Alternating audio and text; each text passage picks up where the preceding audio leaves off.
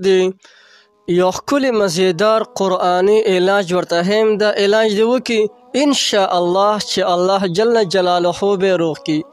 یو ډیر آسان علاج دی. دا آیات مبارک دی دا درته ویم او د استعمال طریقه هم درته هم. بسم الله الرحمن الرحیم شفاء لما فی الصدور. یو آسان آیات دی. دا مختصر آیات چې څوک اووه ځله ووایي او په آب زمزم باندې دم کی، د زمزم په اوبو باندې دم کی او بیا د زمزم د اوبو په هغه مریض باندې وسکي. کم یو مریض چې هغه د زړه په دې سینې باندې درد دی، انشاء الله چې الله به د دې کلام په برکت سره د سینې درد ختم کی. او دویم عمل هم درته هم، دغه عمل چاته ګران دی نو دویم عمل هم ورته هم دا آیات مبارک درته ویم او د دې د استعمال طریقه هم درته هم. بسم الله الرحمن الرحیم ویشفی صدور قوم مؤمنین. دا مختصر آیات یو څلوېښت ځله د زمزم په اوبو باندې ووایې او بیا هغې باندې د زمزم اوبه دم کې او هغه د زمزم اوبه په هغه مریض باندې چې د هغو د سینې درد وي په هغه مریض باندې وڅکې، انشاء الله چې د دې کلام په برکت به ورته الله تعالی شفا ورکي. اوس یو کس وایي مالی یو تعویض په کار دی چې تعویض غاړه کې واچوم، نو تعویض هم درته ښیم. ډېر زیات مفید تعویض دی، تاسې کولی شئ. داسې چرخی مرخی نه دي او نه اوتې بوتې دي، بلکې د الله کلام نه ته ښیم تعویض. بسم الله الرحمن الرحیم افمن شرح الله صدره للاسلام.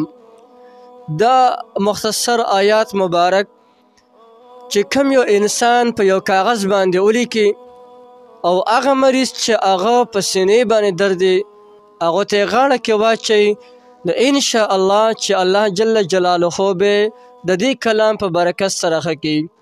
ګورئ تعویض کولی شئ، ښه تعویض کې څه ګناه نشته دی، خو تعویض هغه چې د قرآن او د حدیث مطابق وي، هسې اوتې بوتې پکې نه لیکلی شوي، نه پکې صرف چرخی مرخی وي.